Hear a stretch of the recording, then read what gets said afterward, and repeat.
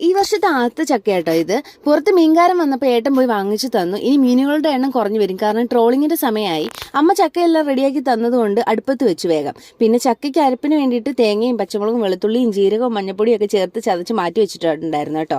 ആ സമയം കൊണ്ട് മീൻകറിക്കുള്ളത് റെഡിയാക്കി കേട്ടോ. വെള്ളാങ്കണ്ണി ആയതുകൊണ്ട് അമ്മ പറഞ്ഞു മുളകും മല്ലിയൊക്കെ ചൂടാക്കി തേങ്ങ അരച്ച് പച്ചയ്ക്ക് വെക്കാൻ. അങ്ങനെ മസാലയെല്ലാം ചൂടാക്കിയിട്ട് മിക്സിയിലേക്ക് ഈ മസാലയും തേങ്ങയും കൂടെ കുഞ്ഞുള്ളി ഇഞ്ചിയും വെളുത്തുള്ളിയൊക്കെ ചേർത്ത് പേസ്റ്റ് പോലെ അരച്ചെടുത്തു കേട്ടോ. ഈ സമയം കൊണ്ട് തന്നെ ചക്ക വെന്തതുകൊണ്ട് അരച്ചു വെച്ചിരുന്ന അരപ്പും കൂടെ ചേർത്ത് ഒന്ന് വിസിലേക്കാൻ വെച്ചു കേട്ടോ.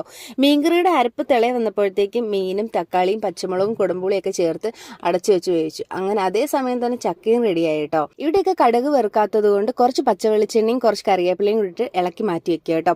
ഈ സമയം തന്നെ നമ്മുടെ മീൻകറിയും റെഡി ആയപ്പോഴത്തേക്കും അതിനും കടുക് വെറുക്കാൻ നിന്നില്ല കേട്ടോ. കുറച്ച് കറിവേപ്പിലയും കുറച്ച് പച്ചവെളിച്ചെണ്ണയും ഒഴിച്ച് ഇറക്കി. എന്നിട്ട് ചൂടോടെ തന്നെ ഞാൻ കുറച്ച് ചക്കയും എടുത്ത് കുറച്ച് മീൻകറിയും എടുത്ത് ഒരു പിടി പിടിച്ചു കേട്ടോ. അപ്പോൾ ഇന്നത്തെ വീഡിയോ ഇത്രയേ ഉള്ളൂ. Tata bye bye.